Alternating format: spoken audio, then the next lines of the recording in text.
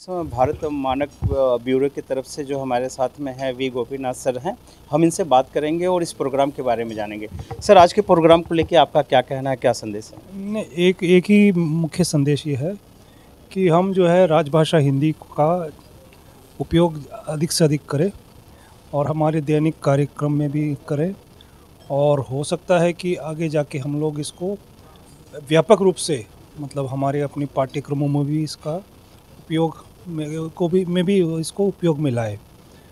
जैसे कि अभी कुछ राज्य सरकारों ने मातृभाषा में मेडिकल शिक्षा का प्रावधान रखा है, मतलब एक जैसे कहते हैं कि ऑप्शन दिया है। उसी तरीके से हो सकता है कि आगे जाके बहुत सारी जगह पे हिंदी का प्रावधान हो तकनीकी और मेडिकल शिक्षाओं में या बाकी शिक्षाओं में, जिस वजह से हम एक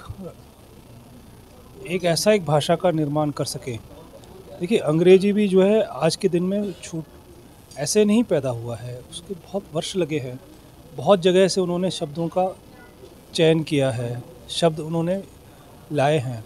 उसी तरीके से हम हिंदी में भी भारत के विभिन्न क्षेत्रों से शब्द लाए और उससे एक राजभाषा का हम लोग निर्माण करें जो कि व्यापक रूप से पूरे देश में जिसका उपयोग किया जा सके, जो पूरे देश में पूरी तरीके से उसका सम्मान हो। तो ऐसे में हमारे पखवाड़े का जो अंतिम दिन है, हमने इस चीज़ को हम बहुत ही सहज रूप से हम इसको लोगों तक पहुंचाना चाहते हैं। सर, ये हिंदी को बढ़ावा देने के बाद क्या ऐसी चीज़ें हो जाएंगी लोगों को आसान हो जाएगा, ऐसा क्या आपको लगता है? देखिए, एक तो ये है कि ये हमारे संस्कृति और मिट्टी से जुड़ी हुई है, तो हर व्यक्ति इसको सहजता से अपना सकता है। एक विदेशी भाषा को इस रूप से अपनाना इतना आसान नहीं है।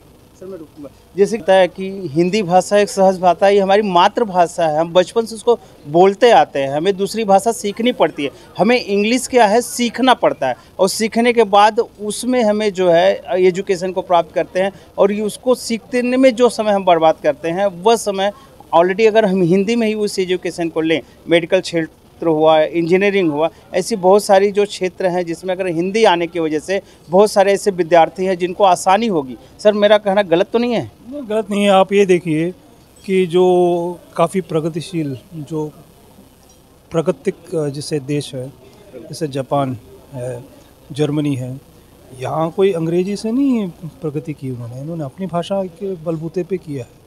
और विज्ञान पे भी जैसे जैसे प्रगति रूस ने, चीन ने जो किया है, वो भी अपनी भाषाओं के दम पे किया है, कोई इंग्लिश की वजह से नहीं किया है। उसी तरीके से हम भी कर सकते हैं।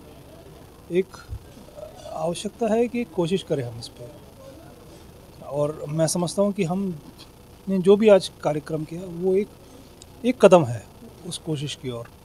आगे जाके शायद हम लोग और हिंदी या एक राजभाषा का विकास हो जो पूरे देश में जिसका सम्मान हो, यही मेरी कामना है।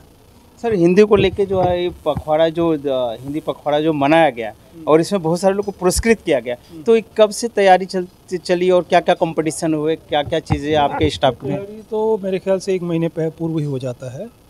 और उसके बाद किस तरीके के प्रतियोगिताएं रखे, इसके भी हम लोग पहले से ही निर्णय कर लेते हैं। और कौन कौन उस प्रतियोगिताओं में निर्णायक कौन होंगे, इसका भी हम बहुत पहले तय कर लेते हैं। उसके बाद प्रतियोगिताएं रखते हैं, कुछ हम लोग कार्यशालाएं भी रखते हैं ताकि हम कुछ नया सीख सकें, कुछ नई चीज़ें डाल सकें। तो आज अगर गौर किया हो कि वर्मा जी ने जिस तरीके से हिंदी का सॉफ्टवेयर का जो 3 सॉफ्टवेयर उन्होंने दिखाए, जिससे कि हम लोग हिंदी को जो है कंप्यूटर के क्षेत्र में या इंफॉर्मेशन टेक्नोलॉजी के क्षेत्र में हम व्यापक रूप से उपयोग कर सके, तो ये एक बहुत बड़ा कदम है जो भारत सरकार ने लिया है।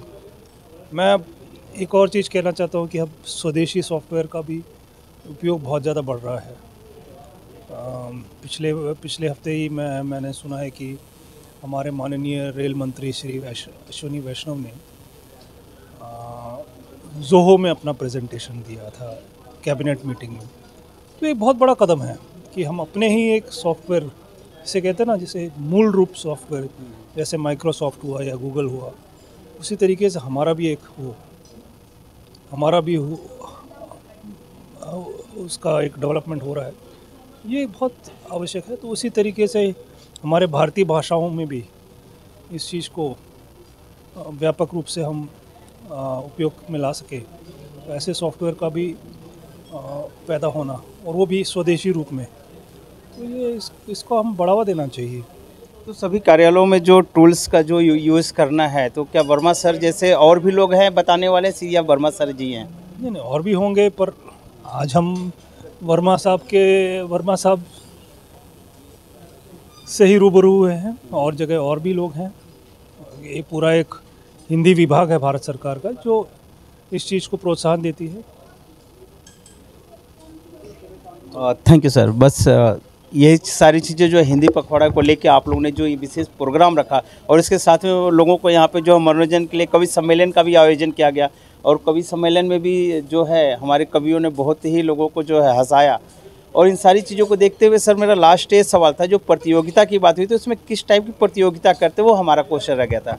उसमें बेसिकली हिंदी लेखन है, और हिंदी वाक्य है, हिंदी भाषा है, और जिसे कहते हैं कि हिंदी वाद विवाद है, तो ये सब चीज़ें, स्लोगन राइटिंग है। तो सब कुछ मिला के हमें जो है हिंदी को जो है भारत सरकार जो है बढ़ावा दे रही है, हिंदी में ही कामकाज को शुरू करने का जो कार्यक्रम, तो ये आपके डिपार्टमेंट से बाकी डिपार्टमेंट भी इन चीज़ों का जो है शुरुआत हुआ है सीरिया? यहाँ बढ़ावा देने वाली बात नहीं है, यहाँ अपनाने वाली बात है, और भारत सरकार चाहती है कि हर कोई अपनाए। बढ़ावा देने वाली बात नहीं, अब तो अपनाने वाली बात है। आगे जाके हमें मैंने जैसे कहा, एक भाषा का निर्माण जरूर होना है जो व्यापक हो और वो स्वदेशी हो, तो कभी ना कभी तो ये होगा। तो भारत मानक ब्यूरो डिपार्टमेंट ने जिस तरीके से ये हिंदी को अपना रहे हैं, वैसे क्या बाकी डिपार्टमेंट भी अपना रहे हैं, ऐसा कुछ? बिल्कुल, हर डिपार्टमेंट में ये पखवाड़ा मनाया जाता है, क्योंकि ये जो है 14 सितंबर को 1949 को हिंदी को आधिकारिक रूप से राजभाषा घोषित किया गया था, और ये संविधान में दर्ज है।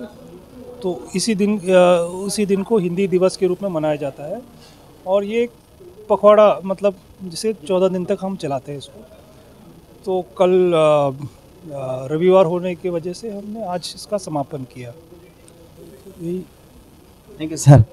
जैसे सर ने बहुत सारी चीज़ें बताई इस हिंदी पखवाड़ा दिवस को लेकर, और सारी चीज़ें, और इस प्रोग्राम में क्या क्या चीज़ें, किस टाइप के से कंपटीशन होते हैं, क्या चीज़ें बताई जाती है, और हिंदी को लेकर जो है किस हिसाब से टूल्स यूज़ करना है, वर्मा सर ने लाइव दिखाया, हमारे चैनल पर आप देख सकते हैं। इसी के साथ में जय पांडे PG न्यूज़ से जय।